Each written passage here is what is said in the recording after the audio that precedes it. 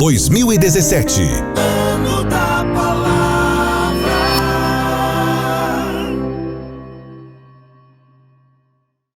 Em 2017, você tem um encontro marcado com o maior evento de educação cristã do país. Participe do 9º Congresso Nacional de Escola Dominical, de 12 a 15 de outubro de 2017, no Rio Centro, Rio de Janeiro. Palestras, seminários e workshops com os grandes nomes da educação cristã nacional e internacional. 9º Congresso Nacional de Escola Dominical, celebrando os 500 anos da Reforma Protestante. Marque em sua agenda um evento com a qualidade CPAD.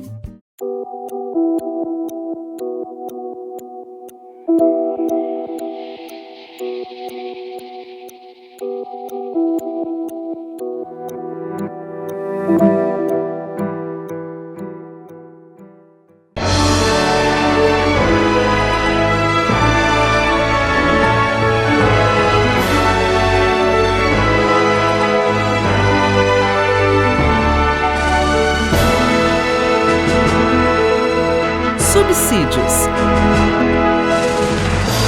Lições Bíblicas. Jovens. Lição 1. A origem e o desenvolvimento da Igreja. A paz do Senhor, querido professor, a paz do Senhor, querida professora. Eu sou o pastor Alexandre Coelho, comentarista da Revista de Jovens deste primeiro trimestre de 2017. Neste trimestre começaremos abordando sobre a Igreja de Jesus Cristo. E a primeira lição deste mês de janeiro, do nosso primeiro domingo de janeiro, tem como título A Origem e Desenvolvimento da Igreja. Muitas pessoas se perguntam por que estudar sobre a doutrina da Igreja. Será que a doutrina da Igreja é inferior em qualidade ou importância quando estudamos as demais doutrinas teológicas? Evidentemente, não. Por quê? Porque a Igreja foi pensada por Deus, ela foi criada por Cristo, ela teve sua chancela pela pessoa do Espírito Santo de Deus. Então, quando analisamos esses parâmetros, entendemos que a doutrina da Igreja é tão importante quanto a doutrina da salvação, a doutrina de Deus, a doutrina do Senhor Jesus Cristo, do homem, da escatologia e todas as outras demais doutrinas teológicas. Então, nós devemos ter um apreço também por estudar a Igreja e a sua doutrina. Uma segunda observação que eu gostaria de destacar é que nós estamos estudando a doutrina da Igreja porque nós fazemos parte dela. Evidentemente, quando analisamos as demais doutrinas teológicas, podemos perceber que elas se limitam a determinados assuntos e isso é necessário dentro do âmbito do estudo teológico. Entretanto, quando falamos de igreja, nosso coração deve pulsar um pouco mais, porque nós estamos vivenciando a doutrina da igreja. Nós estamos participando do corpo vivo de Cristo.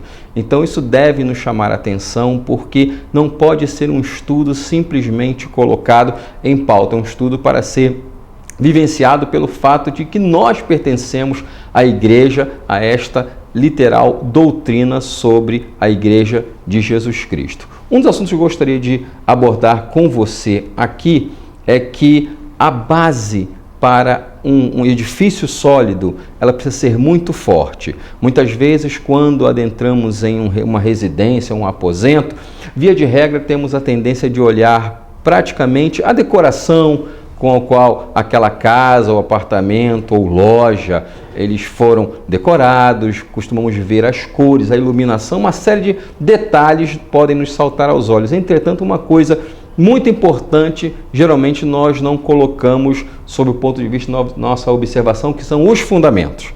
Sem uma base sólida, em uma casa, apartamento, loja ou qualquer outro tipo de construção, poderiam subsistir, em que pese o fato de nós não estarmos vendo o fundamento, as bases de uma casa, de um apartamento, de um prédio, eles existem e por mais que não sejam vistos, sem eles, uma instituição, uma construção não consegue ficar em pé. E a base da igreja é o Senhor Jesus Cristo. Há quem diga, em um outro tipo de teologia, que a igreja foi fundada não por Jesus Cristo, mas pelo apóstolo Pedro. Entretanto, nós devemos observar o que a Bíblia como um todo aborda sobre essa questão. Certa vez, o apóstolo Paulo deixou claro numa de suas cartas que ele considerou o apóstolo Pedro como uma das colunas da igreja, mas não como a base sólida na qual a igreja estaria sendo colocada. E o próprio apóstolo Pedro chamou Jesus de a pedra de esquina que foi rejeitada pelos homens, a principal pedra de esquina. Ele fala isso no capítulo 4 de Atos, no seu discurso para a multidão. Isso nos mostra que o próprio apóstolo Pedro deixou claro que Jesus era a base da igreja. Jesus era o sólido, o ambiente sólido no qual a igreja seria colocada, e não o próprio apóstolo Pedro, como algumas pessoas tendem a apresentar. Uma das coisas também mais importantes é que o próprio Jesus se deu pela sua igreja. Não foi um reformador que se deu pela sua igreja, não foi uma pessoa orientada pela visão do Espírito Santo de Deus no movimento pentecostal, não foi um dos pais da igreja, não foi um dos discípulos de Jesus, nem um dos apóstolos, nem o apóstolo Paulo. Foi o próprio Jesus que se deu pela igreja. E esse se dar de Jesus pela igreja foi tão importante, por quê? Porque ele não apenas é a base da igreja que tem o seu nome, mas também é o exemplo máximo de demonstração de amor. Então, nós temos aí que colocar na nossa classe, durante a nossa aula, essas questões. Primeiro, a base da igreja é o Senhor Jesus Cristo. E o grande amor com o qual Jesus tem pela sua igreja, ele entregou-se por ela, de tal forma que ela pudesse efetivamente ser abençoada. Outro aspecto que eu gostaria de destacar aqui para você, que consta também na nossa lição, é sobre a palavra Pentecostes. Nós, na Assembleia de Deus e em tantas outras denominações tidas por pentecostais, entendemos que o Espírito Santo no livro de Atos, ele agia de uma forma muito ativa. E quando falamos de origem da igreja, nós devemos lembrar de Atos 2, quando os discípulos de Jesus, após a ascensão do Senhor, estavam orando no cenáculo, quando veio o Espírito Santo e tomou conta daquele ambiente e encheu os discípulos de Jesus com o poder do alto. Esse fenômeno que aconteceu no primeiro século, ele foi presenciado pelas pessoas que estavam naquele momento denominado Festa de Pentecostes em Jerusalém. Mas aquelas pessoas que estavam ali em Jerusalém, elas ouviram os discípulos de Jesus falando na sua própria língua. Em que língua? Na língua daqueles visitantes que ali estavam para participar da festa do Pentecostes. Eram várias nações ali representadas, e todas essas nações ali representadas ouviram os galileus, discípulos de Jesus, falando na língua daqueles visitantes. E o que é que aqueles discípulos falavam? Eles falavam sobre as grandezas de Deus. Aqueles homens e mulheres cheios do Espírito Santo não estavam falando outra coisa senão sobre a grandiosidade de Deus e dos seus atos e das suas obras. Esse fenômeno, considerado falar em línguas, ele foi o fenômeno que marcou a origem da igreja.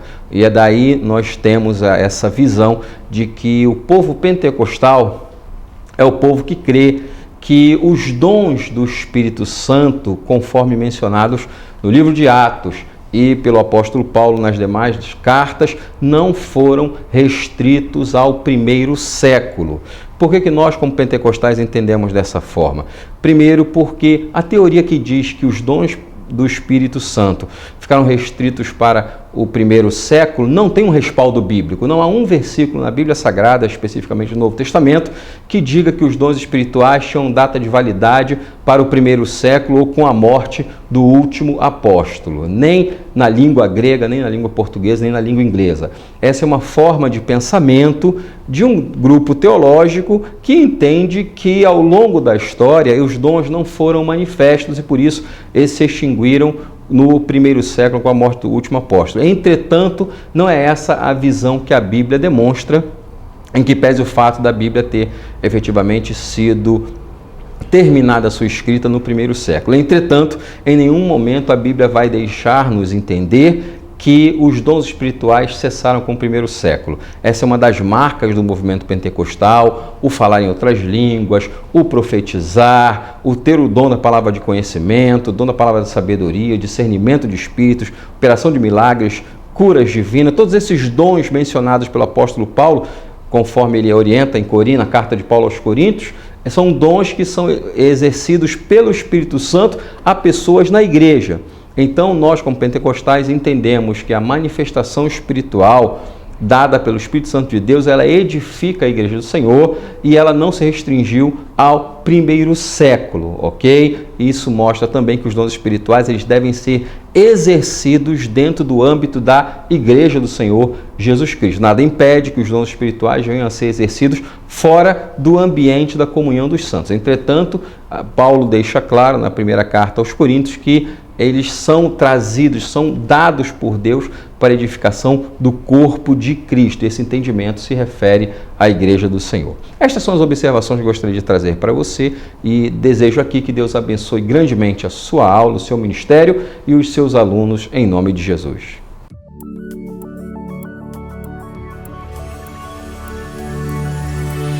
CPAD, a editora da Escola Dominical.